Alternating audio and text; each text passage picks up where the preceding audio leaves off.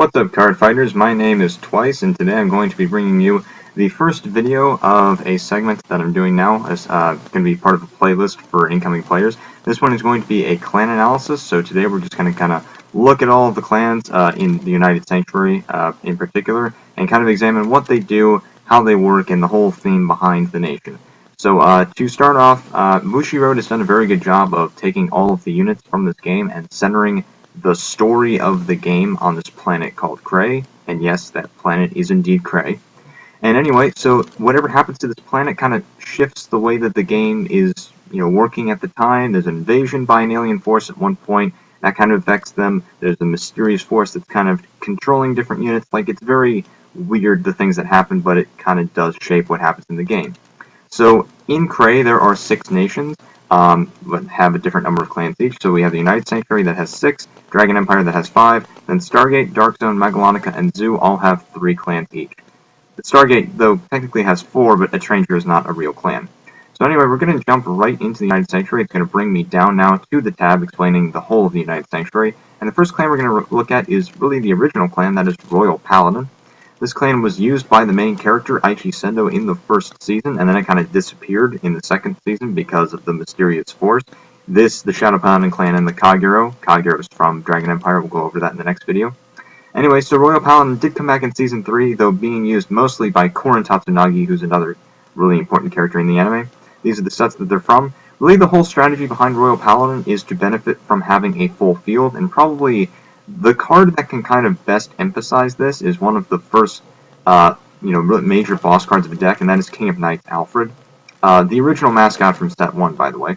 Anyways, his ability is during your turn, this unit gets power plus 2,000 for each of your Royal Paladin rearguards, and then his second ability is Counterblast 3, search your deck for up to 1 grade 2 or less Royal Paladin, call it to the rearguard, and shuffle your deck.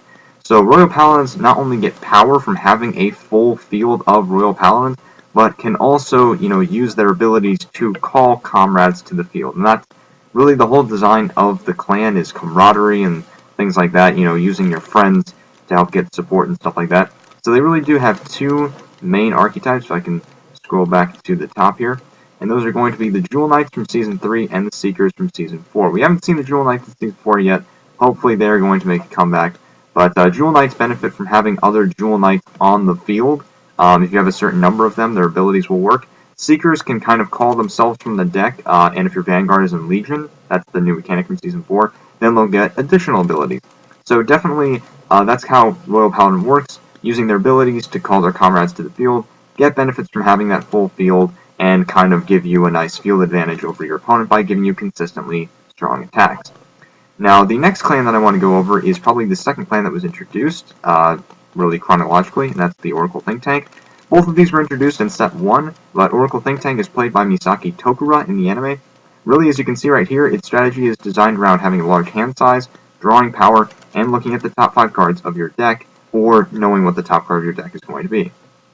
And they do this through their main archetypes, and that is the Battle Sisters and the Magus, who are kind of deviations of one card skill that is going to be CEO Amaterasu with this card right here. For first skill, let you soul charge and then look at the top card, decide whether or not to keep it on top or put it on the bottom.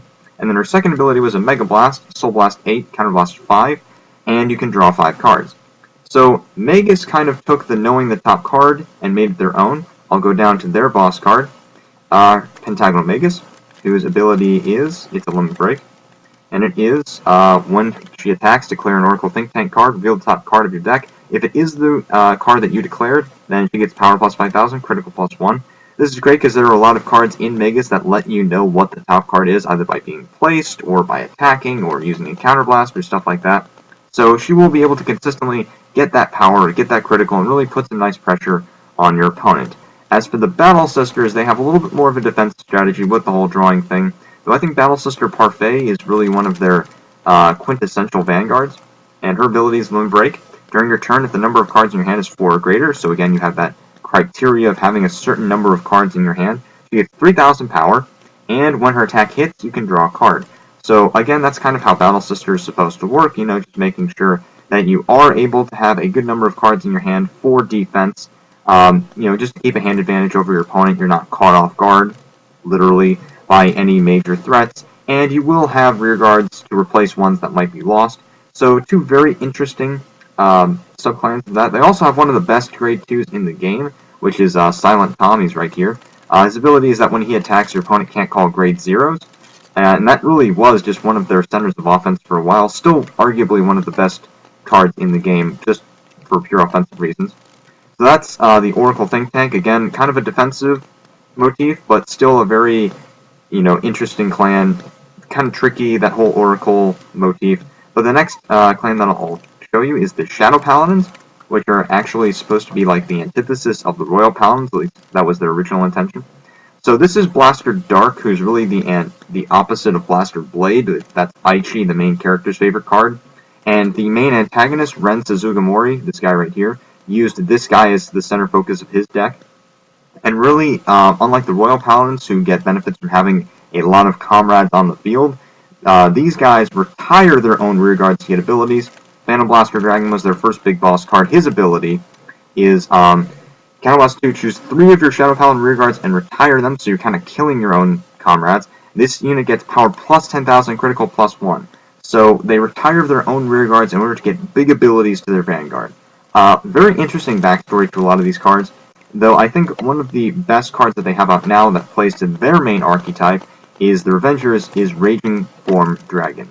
Again, arguably one of the best cards in the game.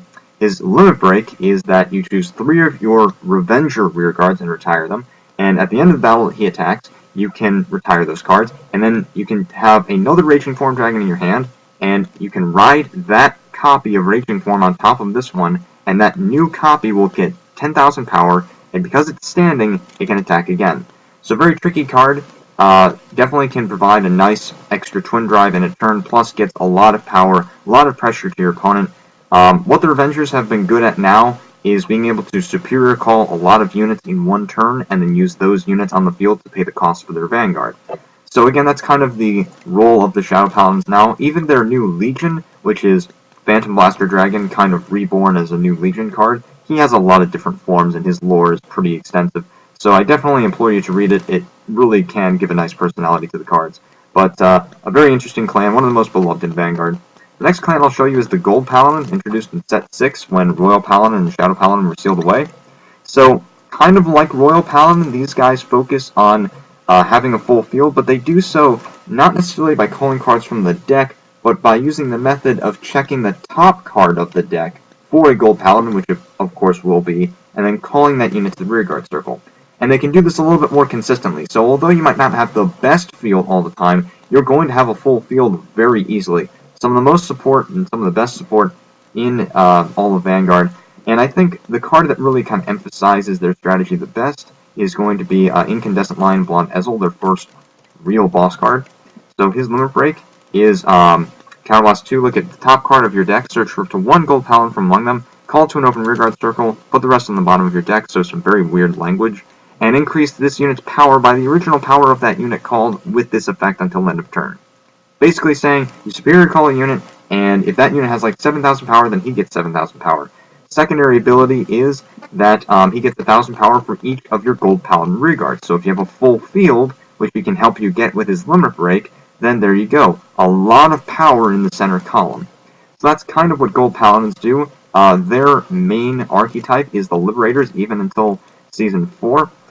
One card that kind of helps say what the Liberators do is, where is he? Liberator of Bonds, Gancelot Zenith. He's a cross break ride.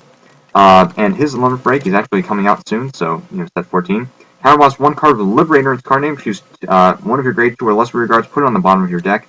When he attacks a Vanguard, you can pay the cost. Look at the top card, superior call it, because it will be a Gold Paladin, and that card will get 10,000 power, so it's basically like getting off another attack. So that's kind of what Gancelot Zenith does. He's a good example of the Liberators who are very good at very consistently calling units, getting power from that, getting off more attacks, getting off stronger attacks. So a very strong clan, again, one of the most beloved, especially in the United States, of all the clans in Vanguard. The other clan that was introduced in set 6 along with Gold Paladin for United Sanctuary is one of my favorite clans, that's Angel Feather. Their motif is that they're designed like doctors and nurses, and they're also angels, and they're also giant walking hospitals. So, yeah, a very interesting clan. A little bit more defensive, the idea is to use the damage zone as kind of a second hand. So basically, like, what you can do is switch cards in the damage zone, and then cards like Thousand Ray Pegasus and Chief Nurse Shamseal will get power from doing so.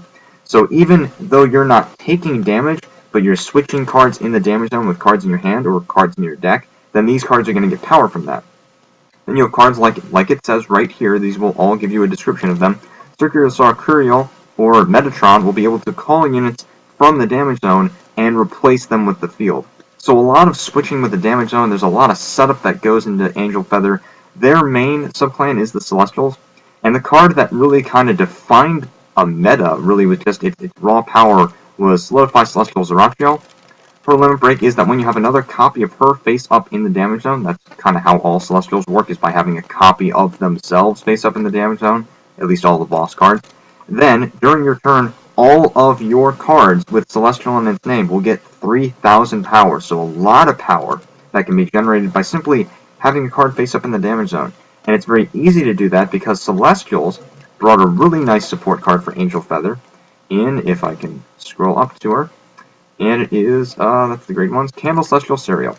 So Candle Celestial Serial, you counterblast one, then you choose any Angel Feather from your deck, put it into the damage zone face up, then choose another face up card that was already there, put it into the drop zone. It's just a very easy way of getting whatever card you need to the damage zone. Then there are cards that can help switch that, so you can set up your hand perfectly, get a lot of power to your units on the field, and there will be cards that you can put into your damage zone that you can use them in the damage zone, like when you need them, that can, like, you can counterblast them and then give power to your Vanguard. So that's kind of what Angel Feather do. They manipulate the damage zone to get power, to set up your hand, your field, and just kind of give you all the things that you need. The term that Angel Feather players like to use is toolbox, and that's pretty much a good way of thinking about it. It's using tools from the deck and the hand to set up perfectly. Then the final clan from the United Sanctuary that we'll look at is Genesis. Came out in set 10, so the new season, season 3. Misaki switched from OTT to this clan, and designed around witches and things like that, but really they're designed around mythology, Greek, Roman, and Japanese mythology. One of their best cards that kind of emphasizes what they do is Omniscience, Regalia, Minerva, Regalia being their main archetype. And her ability is Counterblast 1 and Soul Blast 3 and choose 3 Genesis from your hand and discard them. At the end of the battle that this unit attacks, you may pay the cost. If you do, stand this unit and she gets 5,000 power until the end of that turn. So what Genesis is designed to do is charge the soul to get a lot of cards in the soul, and then use that as kind of like ammunition to get off a variety of different abilities. Whether it's Minerva, who can restand, or if I can get back to the main page here, Yatagarasu, Sunlight Goddess Yatagarasu, who will let you restand your rear guards, which is right here. Or cards like Artemis, who Battle Deity Knight Artemis, again these are all cards from mythology, who will let you draw cards and who herself will get power. So they have a lot of cards that help them soul charge. Most of the main Vanguards will get cards into the soul in some way. And there's even one card, I think it's Witch of Apple Cider, I don't know where she is, but she's a Regalia card. Basically, when she intercepts, you can take all of your cards from the Guardian Circle and put them into the soul. So just a very easy way of getting cards into the soul and then using those as ammunition to soul blast and get off a bunch of different abilities. But some of the best artwork in the game. I mean, Genesis really does have, a lot of that human kind of idealistic form. They play very well with the with some of the foils, as you'll see. Hopefully, yes, this kind of foil looks great with Yatagarasu. Just some great artwork in this game in general. Vanguard has amazing artwork. So that's kind of an overview of what all the clans do. I've played all of these clans before, but obviously I use certain ones over others. So hopefully this analysis has been a little bit, has been well-rounded enough to where players will understand the different ways that each clan will work. Anyway, so this has been a longer video just because United Sanctuary has 6 clans in it. We also had our intro to this video series in this video. So, it was kind of a longer video, but I thank you guys for sticking around. I also thank you for the support that you've given to Team Zenith thus far. It, just makes me feel really good about doing this when I see a lot of activity on our channel and see the discussions that come up from our videos, or helping out, especially people like new players, kind of get into the game a little bit easier. So thank you again for watching. Remember to have a great day, keep card fighting, and we will see you next time. Goodbye.